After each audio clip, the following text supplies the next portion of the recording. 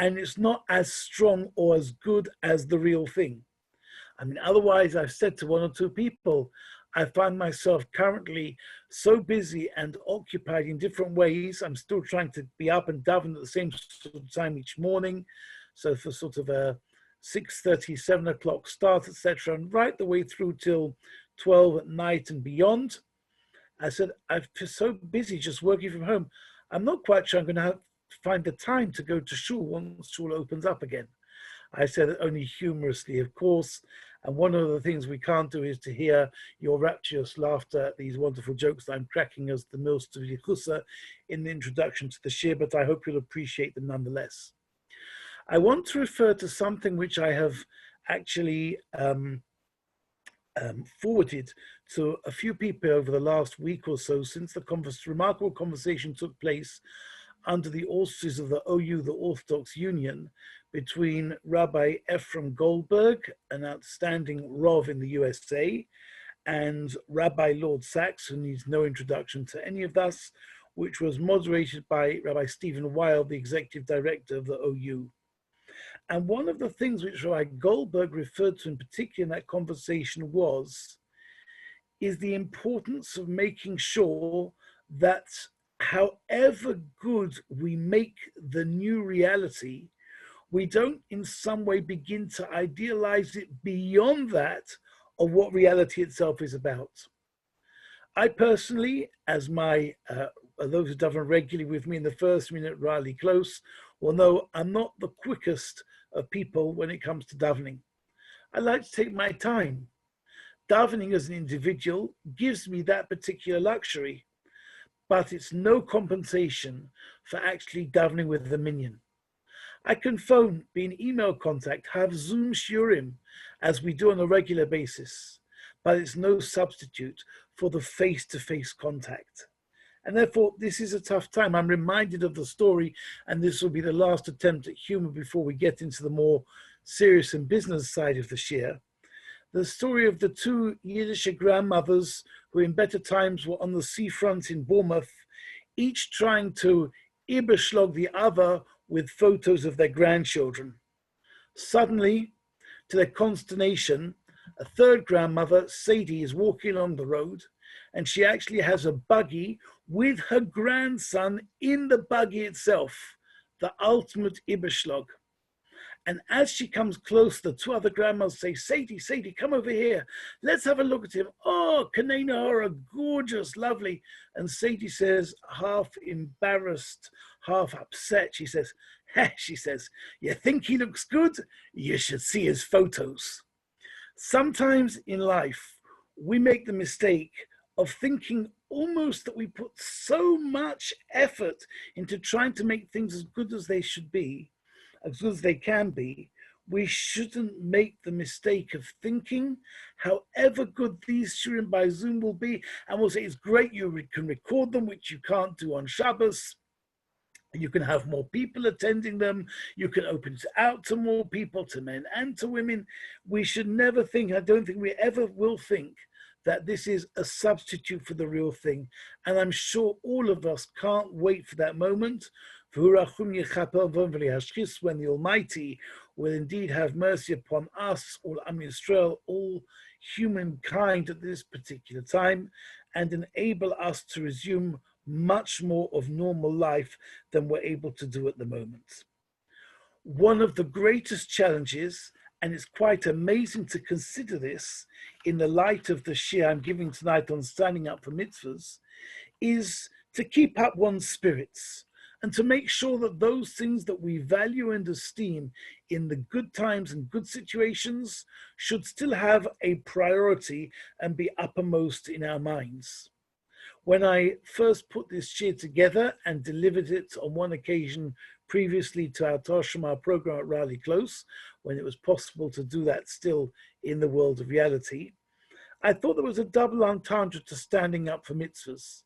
One is the literal fact that when we do mitzvahs, we stand up as those who perform the mitzvahs and those who are in the presence of a mitzvah being performed, and it's interesting to investigate and to consider why that might be the case.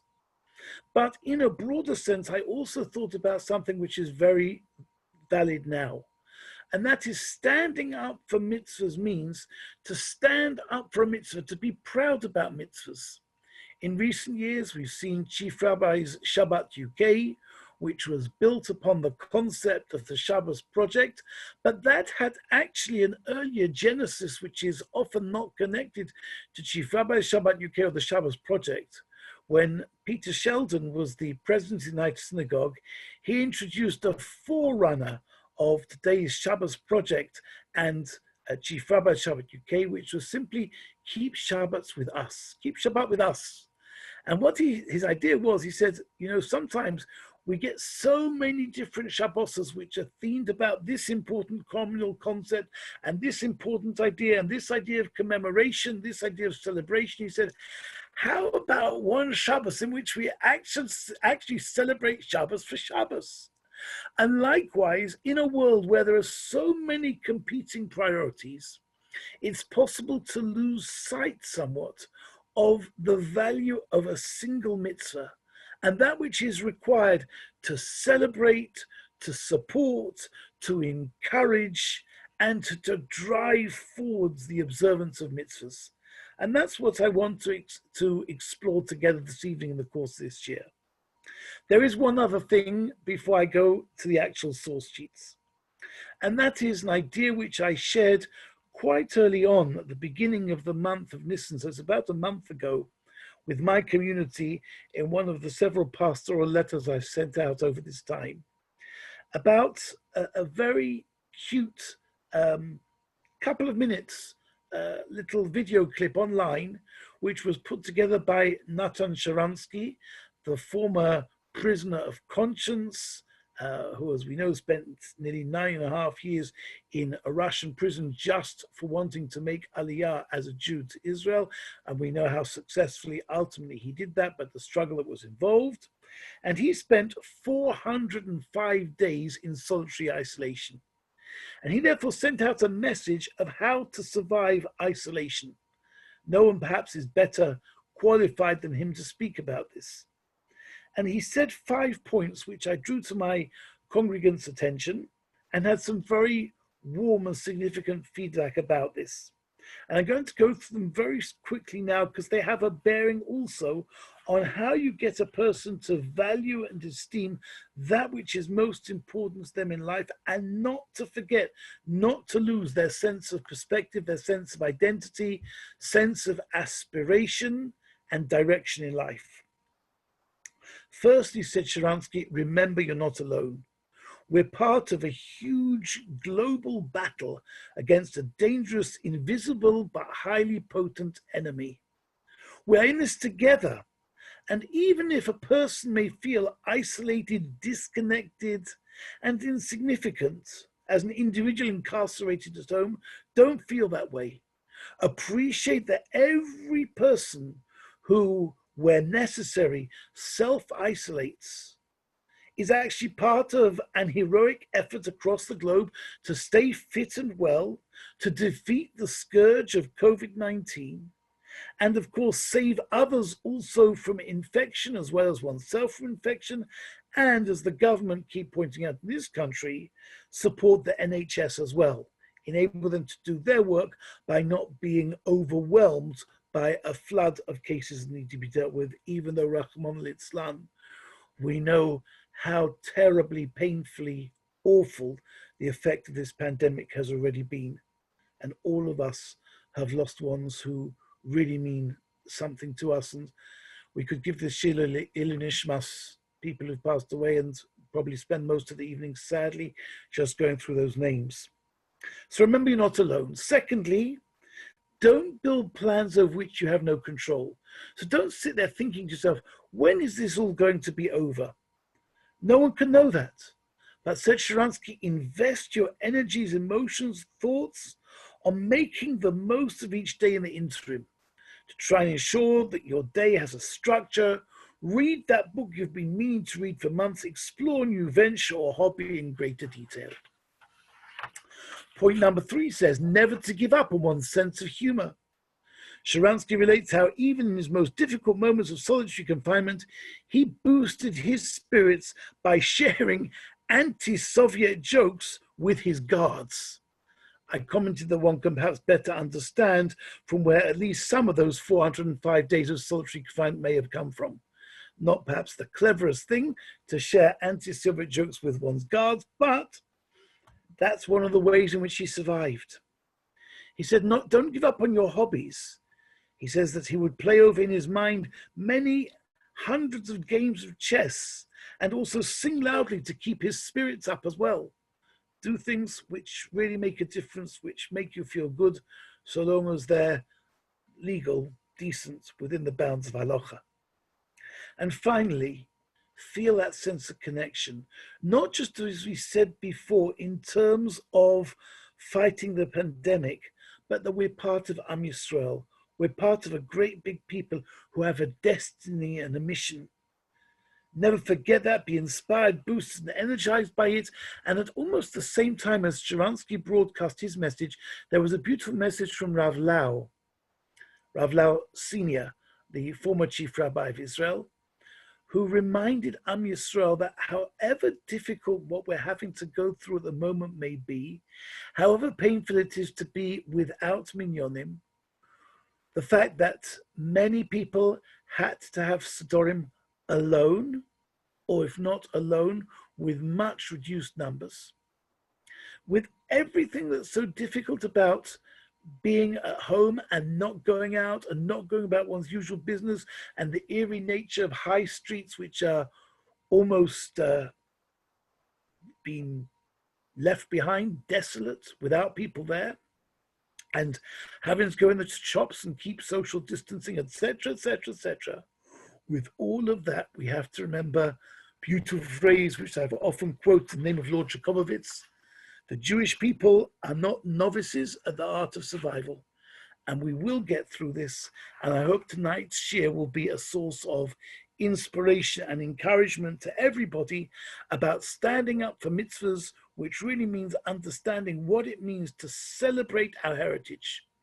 When we say and we sing together those words familiar to us from Uvalad Zion, Baruch Elokeinu, to give thanks to HaKadosh Baruch Hu, who's created us for his glory. He's planted everlasting life within us.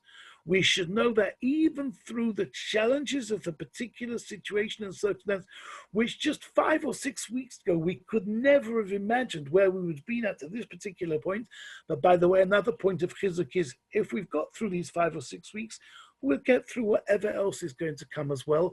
And of course, we all must continue to do whatever we can to reach out and help those who are more vulnerable and more lonely and don't have the support networks that we perhaps naturally think we can rely on.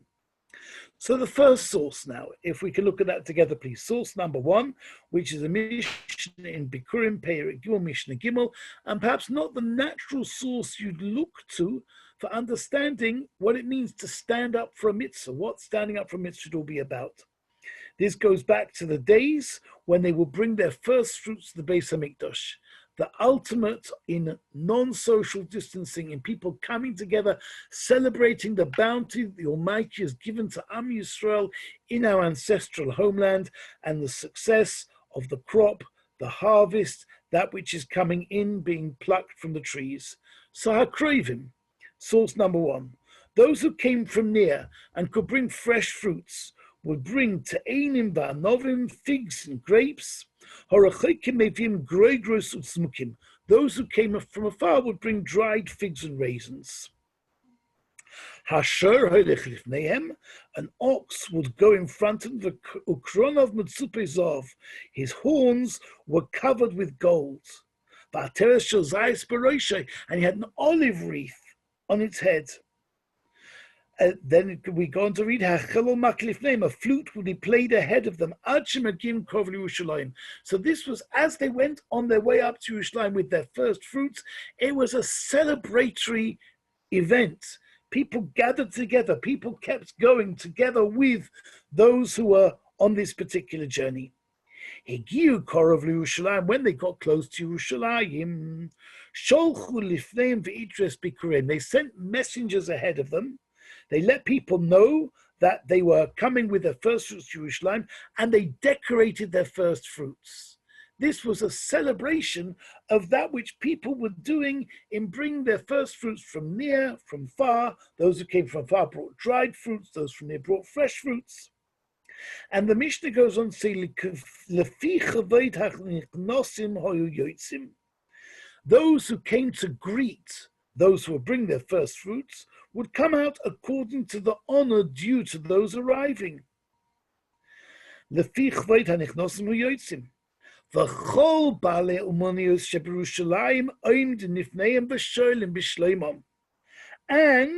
all the tradespeople in Yerushalayim would stand before them and would be part of the welcome committee, as it were. And they would say about them, Achenu anshe hamokom ploni, bosem l'sholom, our brothers, our brethren, our fellows from such and such a place, you have arrived in peace. What an idyllic sort of scene and scenario.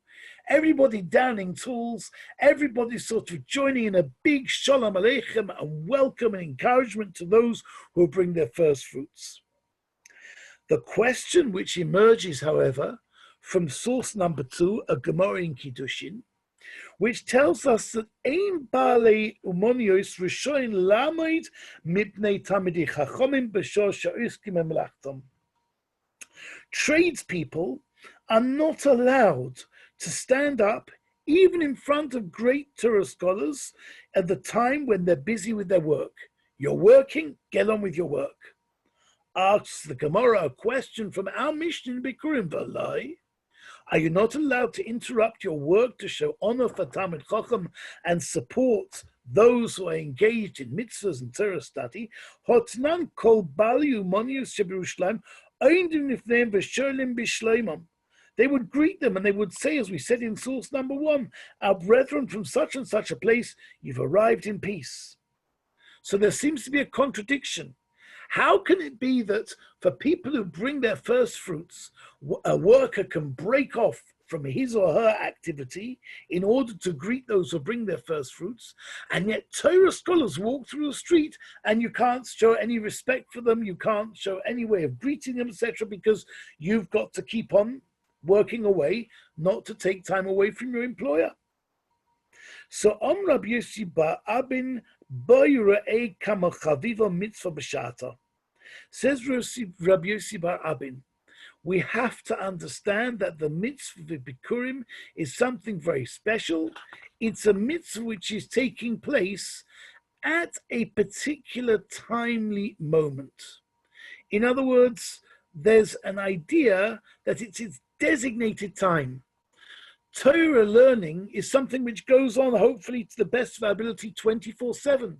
We don't allow it to be interrupted. It's quite amazing now when our eldest grandson, who's learning in Shari Torah Yeshiva in Manchester, they obviously can't go back to Yeshiva, the boys, but they've been given a very structured program, and they're having phone chavrusas through the day, and the Rabbeim are giving them shiurim at various different times. Torah learning has to carry on regardless.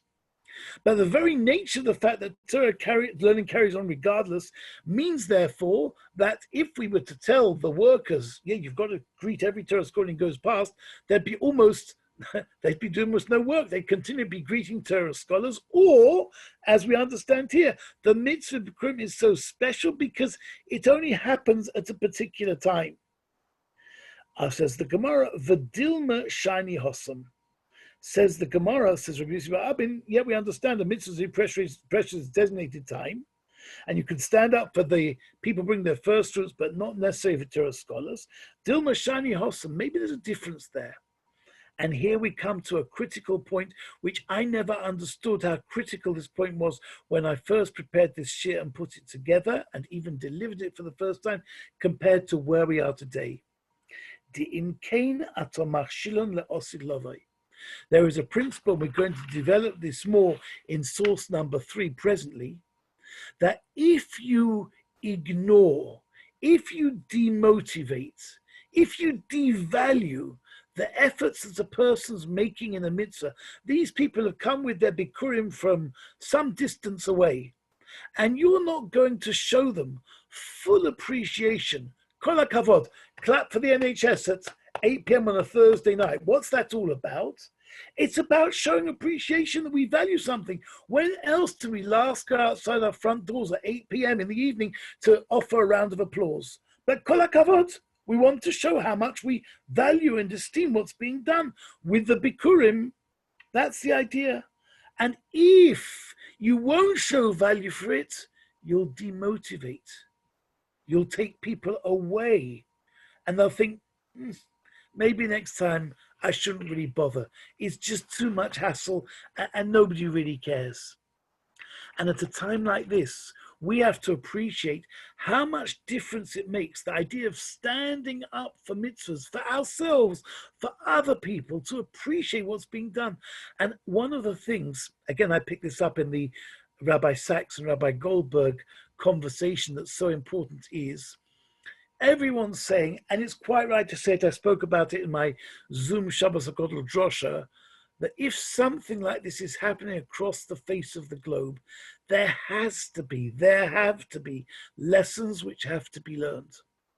But one thing I think is so important, if we want to try and share lessons, we've got to share them positively.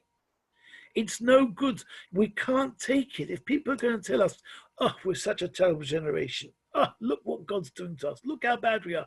We can't take that sort of message. It's got to be a message which is packaged in a way which encourages people and lifts their spirits. At this particular time, there's enough pressure on us in so many different ways to sort of make us struggle to cope.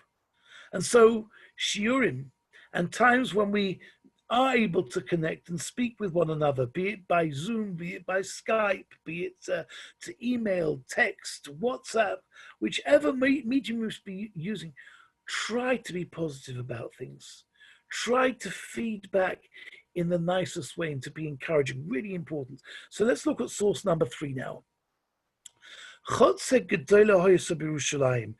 is a mission in Rosh Hashanah on a completely different nature, which is of a completely different matter, which is to do with working out whether the new moon has been seen at the right time, and therefore when the new year would begin, moving from Elul to Tishri.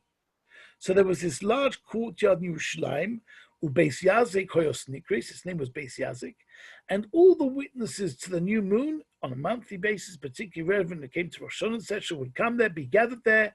Ubeisin Boidkin Osam Shon. Beisin would send people there. You know, it's a bit like when you turn up at the airport, Halavai. I mean, that's also going to be quite some time till international travel gets back to whatever the new normal is going to be.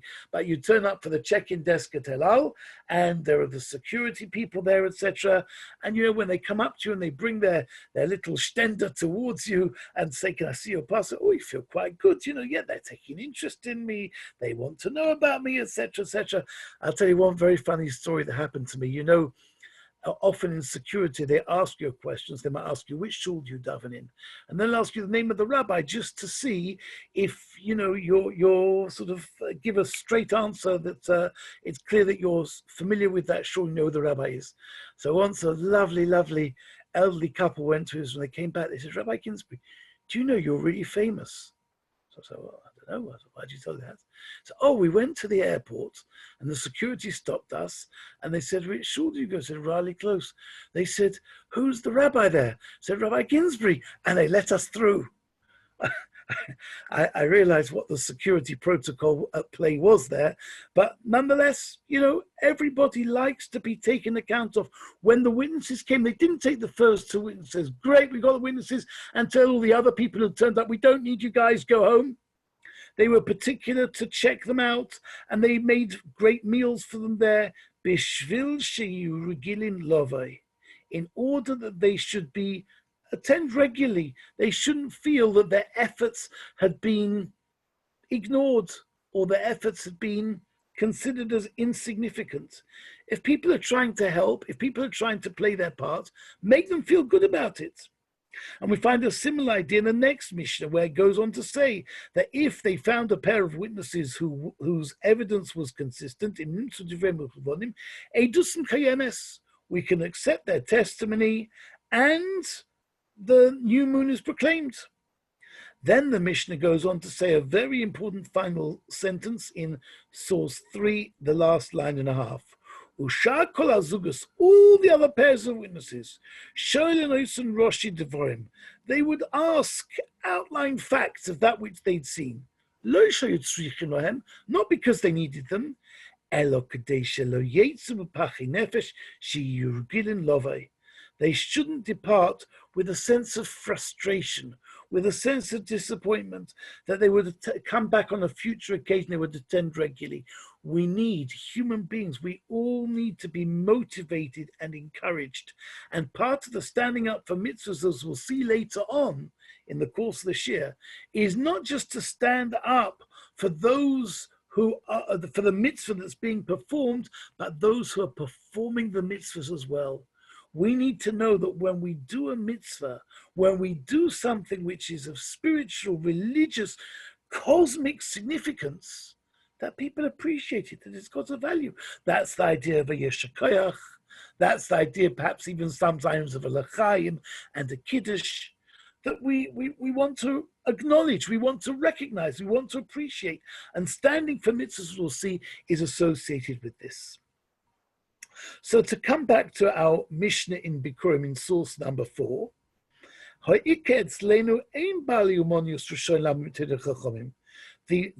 main point for us is that tradespeople don't stand up for Torah scholars.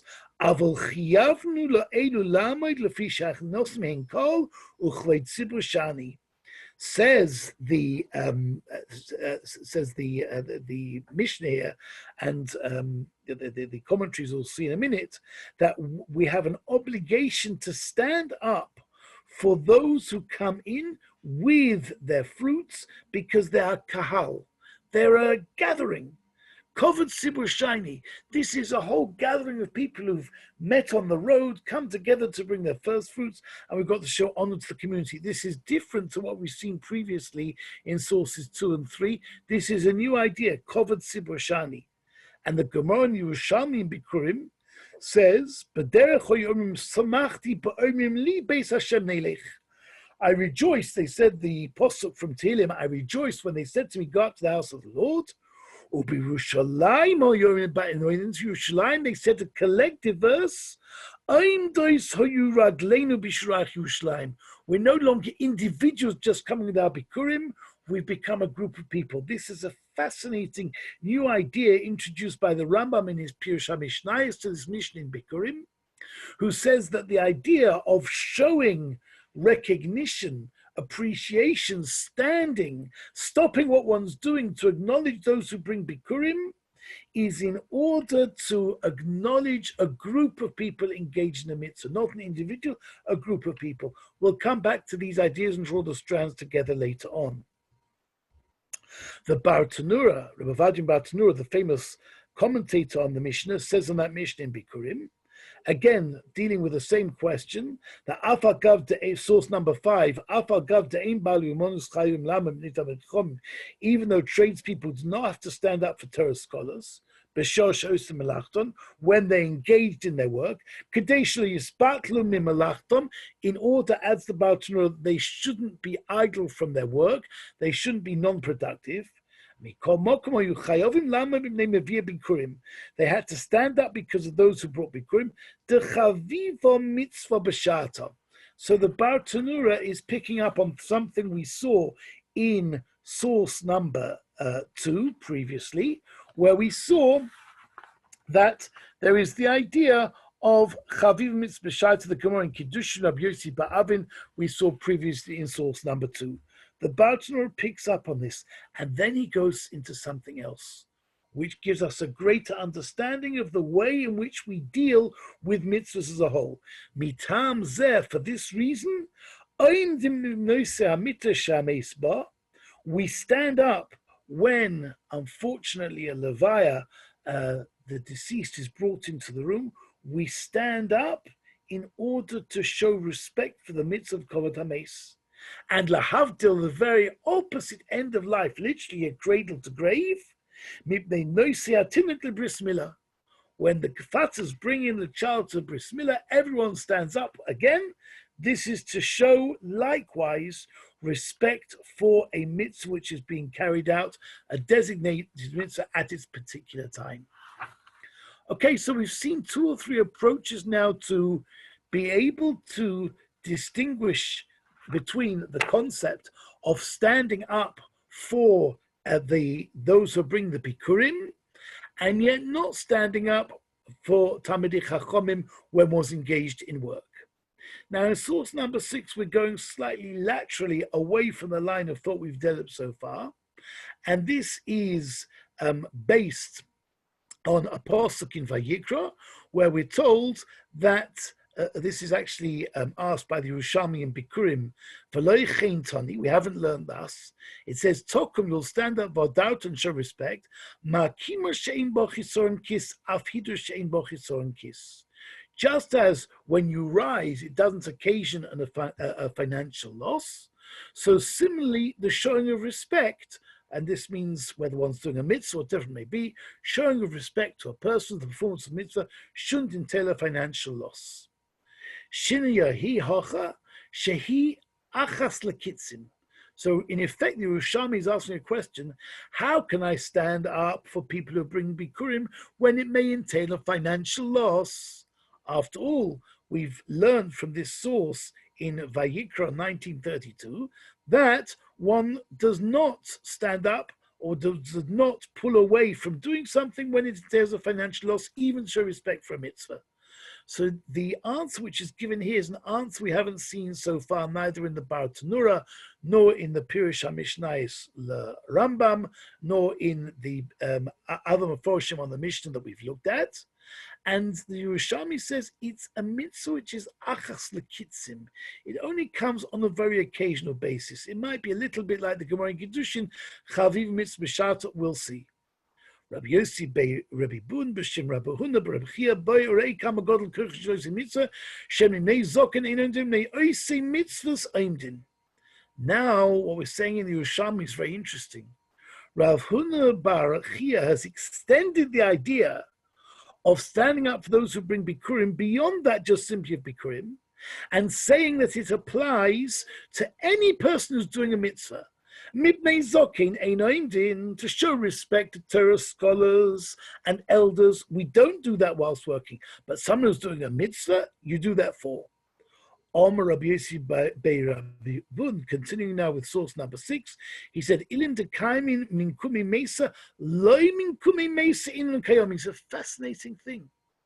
When we stand up, when we see either a cortege passing by, or to Levaya, Rachman Litzlan, Le'aleinu Aleichem, when the beer is brought into the room, when we stand up, it says, Loimin kumi meisa inun kaimin. It's not for the deceased we stand. Elomin kumi ilein degamin lechesed. It's like the applause for the NHS. We're standing up for those who are doing the chesed. We're standing up for the Chevra Kadisha. We're standing up for the misaskim, says the Yerushalmi, says Rabbi Yossi bei Rabun. What an interesting concept. And the Pnei Moshe, one of the classic commentators on the Yerushalmi, says their last line of source number 6, Min kami ilein degamin lechesed, we stand up for those who are showing acts of kindness, shemelavin v'oisnoisei v'godol koichen shel oisei mitzvahs. We don't understand how important it is when a person does a mitzvah.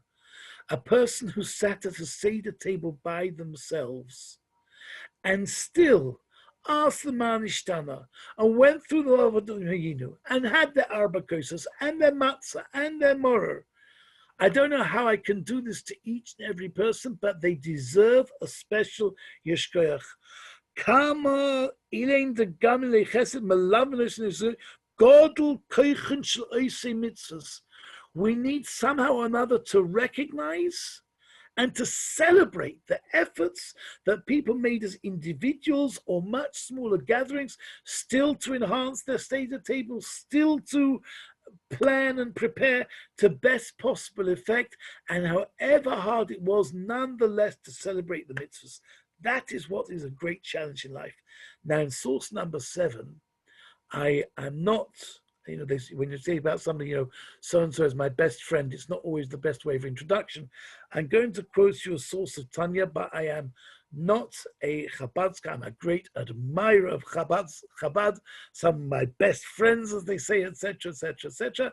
But I can't claim any pretense to actually being a Chabad Chassid myself, although again, I'll say a great admirer, and of both the writings, such as I've been able to understand them, of the great Rebbes of Chabad, and also of the way in which Yiddishkeit has flourished and blossomed through their efforts in so many places in the world where there would otherwise be no Jewish presence. You know, it was said about the late great Ponovitch Rav, who used to travel on behalf of his yeshiva all over the world. He said he found that wherever he went in the world to raise money for his yeshiva, and he went to some pretty off the radar places, he said wherever he went, he said he found two things got there before him: Coca-Cola and Chabad, wherever he went. So there we are. Asher Kiddushana b'mitzvah sof explains the Alter Rebbe in Tanya chapter 46, Likutei Amorim Tanya Perek Mem Vav.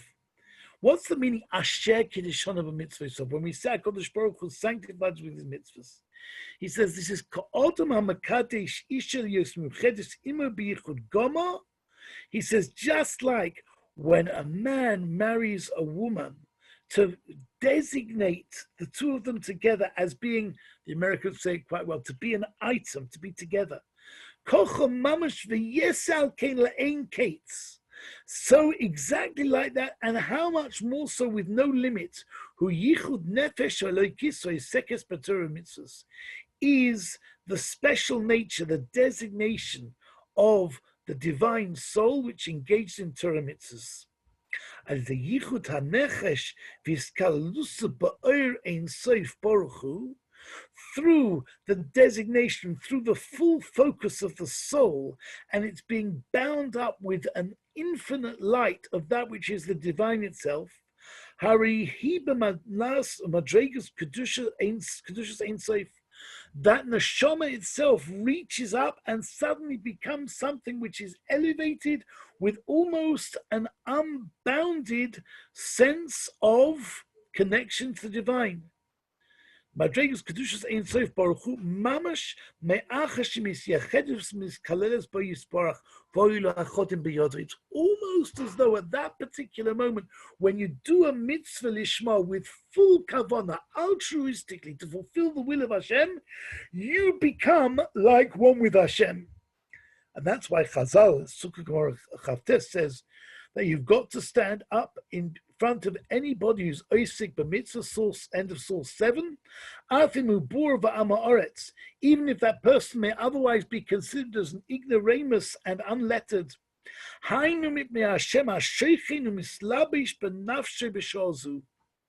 Why is one standing up for someone who does a mitzvah?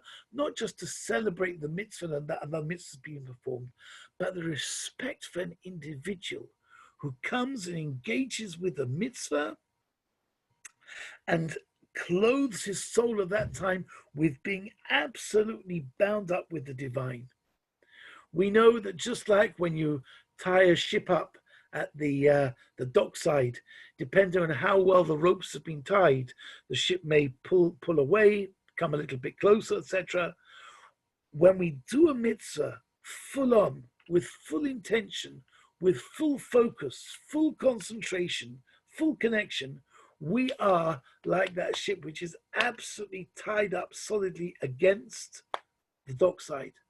And we're connected to the Almighty in the same way. And that's why, and that's the idea perhaps of the Yerushalmi and the Pnei Moshe we quote in source number 6, Godel koichen shel oisei mitzvahs, how great is the power of one who does a mitzvah. I always remember there was an individual no longer alive who I used to visit one of our Jewish nursing homes. And he said to me once, he said, Rabbi, he said, you know, it's so hard for me on a Friday night when I'm put to bed at 5, 6 o'clock and they don't get me up till 11, 12 o'clock the next day. And this was a religious individual, so I can't watch television, I can't do very much, I can't switch the light on off. What do you think I can do through all those hours? What can I? And I said to him at the time, and he found this very comforting, thank God. It's often about finding the right words for the right people at the right time. He said, I said to him, if you turn around and say, Ribbono Shel Olam, I have every reason to feel bitter about my situation, every reason to feel almost that cover yochel, if we can say, you've let me down, you've abandoned me. Why am I a prisoner inside a body where my mind is still working, my soul still wants to do mitzvahs, and I'm stuck here for hours on end? But you know what I'm going to do, Ribbono Shel Olam? I'm going to say Tehillim to you as best I can remember them. I'm going to say Tehillim and davening to you, and please take the zechus of, instead of words of bitterness coming out of me, words of love and care and concern. I'm going to be an Oisei mitzvah even from my difficult situation. So have mercy on my children, have mercy on my grandchildren, my great-grandchildren, have mercy on Am Yisrael, have mercy on the human race, bring a spirit of chesed and kindness and goodness into the world, etc. That's what it means to have and appreciate that within every one of us, as we say in the morning when we get up, God, you've put within me a very pure and precious, special soul. When we realize that, then we realize what we're standing up for when it comes to showing respect for Oisei Mitzvah. Let's move on to source number 8 now, and I am aware of the time, we have about a quarter of an hour left, and still a number of sources to go through, and we did take a bit more time at the beginning by way of introduction. Somehow, B'siyata D'Shmaya, we'll draw it all together over the next quarter of an hour. By the way, one thing, there is a facility on this Zoom. There's something called chat. If you look at the bottom of your screen, and that if you click on that, it gives you a chance to type in a question. Thank goodness no one's done so as yet, but if you want to, feel free to do so. I'm not sure we'll get time to answer them, but do feel free to use that facility if there's anything that's not quite clear or that you want to raise during the course of the rest of the time that we're learning together. So, ein bal yumonius chayvim lamim bnei tamid chochem b'shoshes l'mlachton. This is a Shulchan Aruch Yodea Siman Reish Mem Daled Hilchos Kavod Talmidei Chachomim, which tells us quite clearly that if one is engaged in work, you don't have to stand up for Talmidei Chachomim. Imu oisek b'mleches hachem v'ritz lahach minatzmei lamim miponav ein rashai. Then the Shulchan Aruch makes it clear, if you're working for somebody else, and therefore the time you're going to take off to stand up to show respect for Talmid Chacham, that's not acceptable. That's debarred. You can't do it. Eino Rashai, you're not permitted to do so. And we find further on, we find further on, Chacham, afilu muflik b'chochma, Rashai lama b'fnei kol mi shu bal maisim.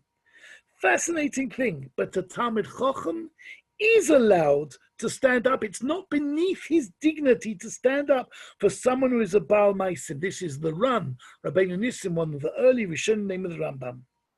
And the Taz says, Rashai Lamoid, ve'ein b'zeh isu mishum zokin ve'ein likfi kvodei. Don't think that for a Torah scholar to show respect to a humble, simple Oisei mitzvah is something which is inappropriate. And the Torah writes even more than that. Srichin Lamed, you do need to stand up, says the Beis Yosef has different opinions on this, says Moiri V'chomizal, says the Torah, writing about this as far as the Rosh was concerned, that one should be Lahach Mikedas HaTorah, one should be particular, and Torah scholars should stand up to show respect and appreciation for those who engage in mitzvahs. Explains now in source number 9 a fascinating marsha on the Gemara in Kiddushin. He says the reason why, when it comes to the bringing of Bikurim, that's considered to be a mitzvah b'shata at its special time, and they didn't say b'mitzvah acheres, says the Rambam Pirush HaMishnayos, because the pachos and skonim kizborn yotzin likroson. He says because so many people of stature and status would come out to meet those who bring the Bikurim, and when they came back in afterwards, it would be a kahal v'kovod sibur. And he says, well, maybe the reason is because you don't want to cause these people to feel demotivated, deflated about the mitzvahs they've been doing. This is true in other mitzvahs as well, where you come b'kovod godel from Rashom shelo yomru nivsim onu beinen kapirush Rashi. Says the Maharsha, you should know that when it comes to mitzvahs, we've got to be so careful about the way that we encourage people, and no one should feel that what they're doing is insignificant. As one of the famous retailers in this country continually tells us, every little counts. Everything matters. And we have to bear that in when it comes to mitzvahs. So much so that in source number 10, very quickly, a famous Shiur Rashba, response to Rashba, asks the question about how it's mutter to put up names of people who've donated to shuls inside the shuls themselves.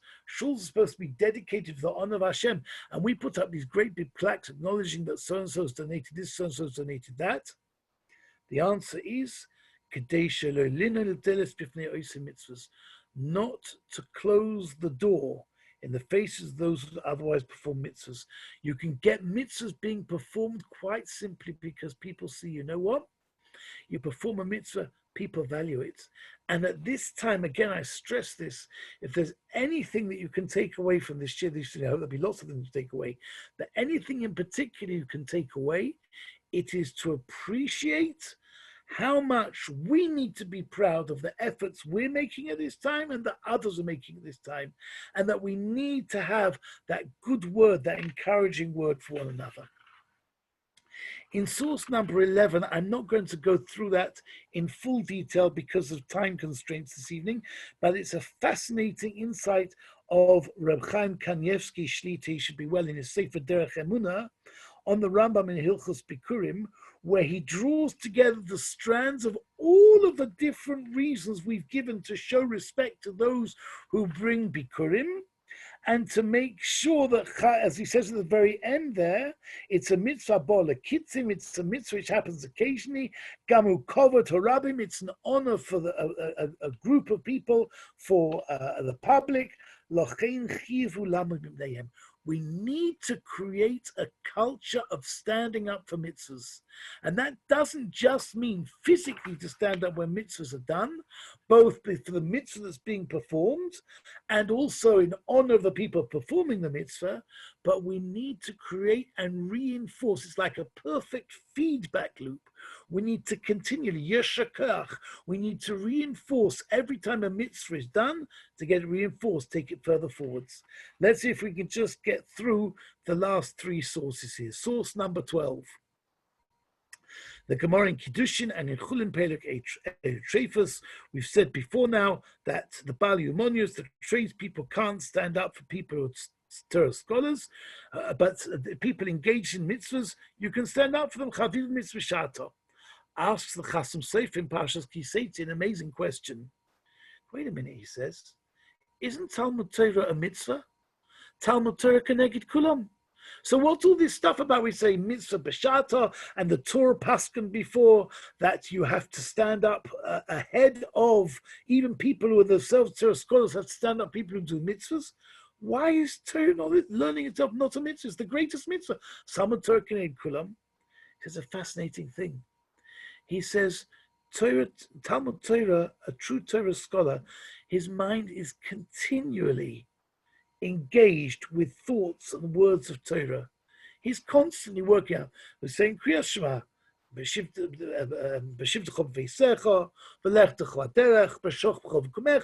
whatever your situation in life, you have to be thinking about Torah.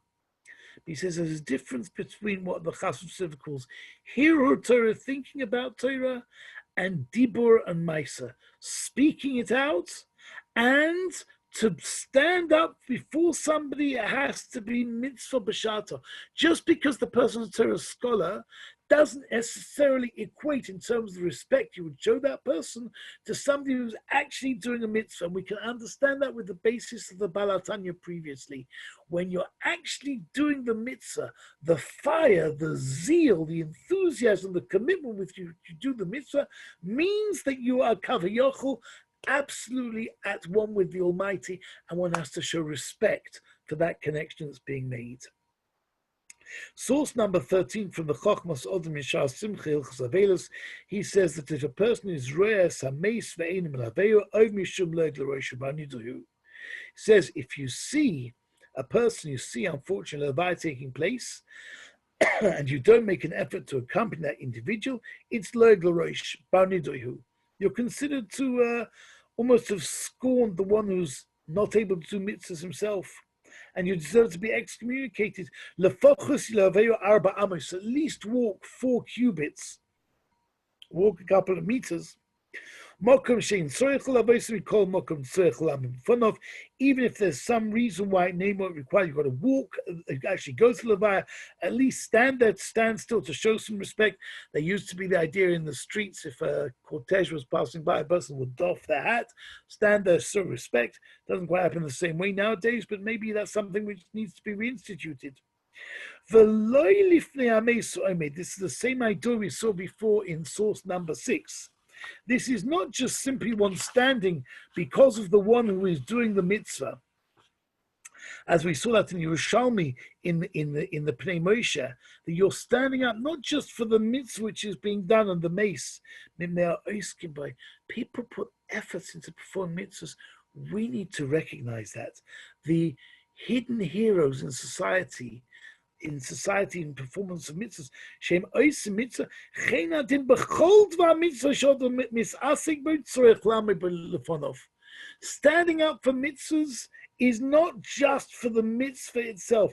It's the person who is doing the mitzvah who one stands up for. There's a fascinating insight which suggests that we stand up for a chosn and kala when they come into the chuppah. Please God, that should be a possibility once again before too long within the framework of that which is acceptable in this country and the laws of the land. Actually, at the moment, registry offices are closed both for the registration of marriages as well as the solemnization of marriages. And that is because it's well nigh impossible to celebrate such an occasion without infringing on the government framework for social distancing, etc. When it comes to a chasna and the chosn and kala, when we stand up, we're not just standing up because they're a melech and a malka compared to a king and a queen. That's one reason, but there's another reason as well. They are committing themselves to the mitzvah of building a Jewish home with all that encompasses a lot of joy, a lot of simcha, a lot of happiness, but a lot of responsibility and commitment as well. And that needs to be saluted. Every time you see somebody doing something which is worthwhile, give them a pat on the back, give them a yishkoch. Well, pat on the back nowadays, perhaps not literally, but allegorically in the way that one's able to do so. Make sure that you connect with people. Make sure you reinforce the efforts that people are doing. I just recently wrote to an author whose writing I really, really appreciate. And over Yom Tov, I got to read a particular book once again. And I wrote to him, I said, I'm writing to you because I remember many years ago, there was somebody called Rabbi Alexander Lynchner Zatzal, who was the founder of Boys Town in Jerusalem, remarkable individual, and I had a connection with him in certain ways. And on one occasion, he said to me, someone's written a new sefer. It's tremendous. He says, do you know this person? As it happens, I had an indirect connection. He said, get me his number. I want to phone him. Get me a phone. I want to speak to him now. And I realized then what it means to be mechazik, somebody who's done a good thing, to ensure that something is done and reinforced and make a person feel good about things. When we are isolated and we're at home and we want to be able to find a way to sort of deal with the inevitable tensions and stresses, one of the ways is see the good and reinforce the good. And that brings us to source number 14, which is absolutely fascinating, from the Hamakne, one of the Meforshim on the Gemara in Kiddushin Daf Lamed Gimel, from which we brought quite a few of the sources this evening. After Chochum Yochel Limcha Al Kvoida Mishum Durais Delehu, says the Makne, it's a very interesting idea. A sage is allowed to forgo on his honor because the Torah he's learned is considered to be like his Torah. Nevertheless, oiskin b'mitzvah, those who engage in mitzvahs, yesh lem she'enim yecholim nimchal al kvoidom. They cannot forgo the honor due them. Mishum she'ha-mitzvah lav diduhu. The mitzvah is not considered to be their own.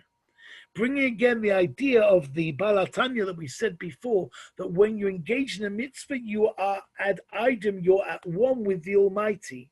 Bring together the idea that when people engage in mitzvahs altruistically, You're not giving honor just simply for the mitzvahs being performed, but for those who are performing the mitzvahs. The best thing that we can do in our current situation and circumstance is to stand up for mitzvahs.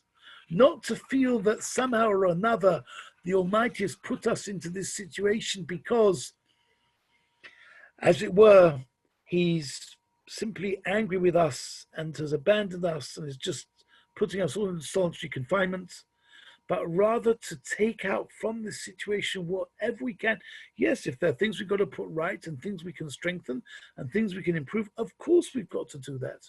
Of course we've got to try and make sure that, as I put it in my Shabbat Joshua, when we come out of our Tebas Noach, when we come out like Noach of old from our arks that we've been isolated in, we shouldn't just turn round and sort of walk away from everything and just life as usual once again. When can I get back onto the next plane? When can I run here? When can I do that? We've got to make appropriate changes. But above all else, as we go through this situation and even beyond it, let's address it in the most positive way we can. Be proud of who we are as Jews, be proud of that which we are able to do for one another, for the world as a whole. Continue, I mean, you look at some of the activities that have taken place in our own community, and you look, for example, at that which Gift has done, and you look at the efforts that were made immediately after Pesach, that vulnerable people shouldn't have to go out for themselves and get their own chomets and post-Pesach provisions in, but there was deliveries that were taking place through the night. They were working on it to make sure that hundreds of people would receive not only what they needed to make Pesach, but also to be able to move on from Pesach afterwards. And I know in individual kehillas, I know in our own kehillah, in neighboring kehillas, the efforts that are being made to keep in contact with the vulnerable, with the elderly, with the isolated. Chazak ve'ematz. Everyone, and many of you who are here listening to shit tonight might be those heroes and heroines who are speaking to Mrs. So-and-so who's 96 and really doesn't have much family, and Mrs. X. It's amazing. Somebody asked me about a particular lady who's a Holocaust survivor and finding this time so difficult. And they said, if she got through the Holocaust, Rabbi Ginsbury, why is she finding this so difficult? I said, you know the reason why? Because she's been through it once. And now in a certain way, she might feel she's going through it again. And we've got to make sure that we alleviate that sense of panic about where's this all going to end up. As Sharansky put it, we don't know when, and it's not a good question to ask when. But what we do know is, Baruch Hashem Yom Yom, I say to people two things. If day by day we stand up for mitzvahs, and we try to keep a routine, and we try to go from strength to strength, Baruch Hashem Yom Yom, day by day, and to know, ultimately, Gamzu L'Tova. Don't know how, don't know when, don't know where, don't know why, but this will be something which we will see. Something good somehow, somewhere is going to come out of this all. If only we can keep our focus and our sense of pride, stand up for mitzvahs, stand up for Torah, stand up for chesed, stand up for tzedakah, stand up for every good and positive thing. Don't give in to the counsel of despair. Don't give in to the counsel of cynicism and negativity and whatever else it may be. And may the blessings of Hashem rest upon us, upon our beautiful communities. I haven't had time to say this evening what a pleasure it is for my wife and myself to engage with Rabbi and Rebbe Zobin together, as well as those of the wonderful ladies of our community who make these shiurim possible. May HaKadosh Baruch Hu's ayin tov, a goodly eye, be upon us all, upon all Am Yisrael, upon all mankind, that we should be able to come out of this in best possible shape and form and move forwards, Emiyat Hashem, only to good and better times. B'mheira v'yameinu. Amen. Thank you very much, Rabbi Ginsbury. Amen. And thank you for such inspirational and profound analysis and insights, and giving us such chizuk and motivation in these very difficult and challenging times. We at Nei Yisrael truly value our partnership with your shul, and we're very grateful for all the support provided by you and Rabbi Zobin and your Rebbetzins, together with the committee members who I named and thanked individually at the beginning. Next week, Rabbi Portnoy will be speaking on the challenge of Vahavta and you shall love. Thank you all for joining us. We look forward to seeing you next Sunday evening at 8:30. Good night.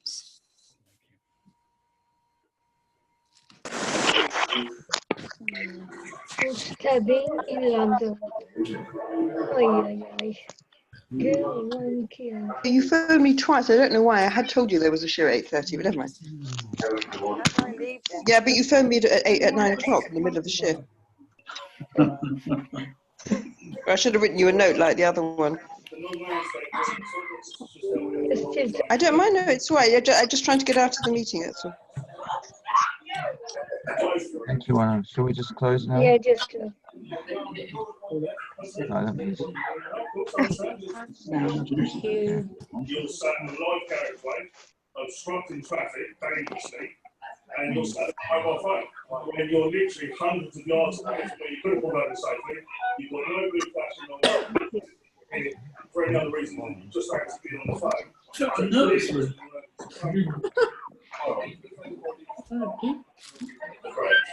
Correct. However, vice versa, if I'd been sat there on my phone, driving that live carriageway, the first thing you would have said to me is, what's the nature of the phone call, sir? Because unless it's an emergency, i.e. you're dying.